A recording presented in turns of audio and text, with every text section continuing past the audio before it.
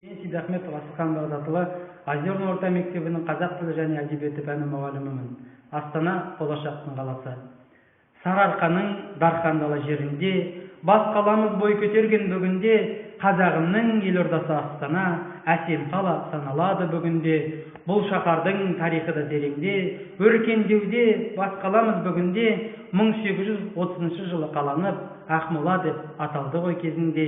Елбасының жарлығымен Астана деп аталдың, қиын қыстау кезеңдерін аман есен шығалдың, есілімнің жағасында бой көтерген бас қалам, 20 жылда жұлдыздай жарқырадың жанардың, тәуелсіздік нышанына айналды ғой Астанам. Әлем халқын таңғалдырған ғажап қалам Астанам, Лондон, Париж, Мадрид пен Нью-Йорктан елордамның мәртебесі биік болмақ әрқашан. Астанаға келген қонақ сұлулығынан тамсанған, талайларды ғашық етіп жүректерді жаулаған, Еуразия жүрегінде орналасқан бас қалам, елордамыз тәуелсіздік нышанына айналған.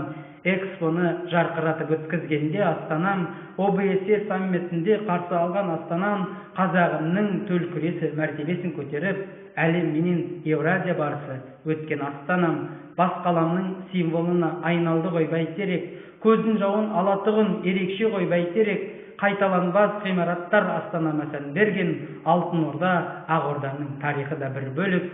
Құтты болсын Астанам, туған күнің бүгінгі, жарқырап жұлдыздай жана бергін, өзіңдей байтақ мекен табылмайды, аралап шықсақтағы дүние жүзін, мәртебең асқақтасын елордамыз, өзіңмен барша әлемге мақтанамыз, қазағымның болашағын жарқын етер, бұл біздің әсем қала Астанамыз.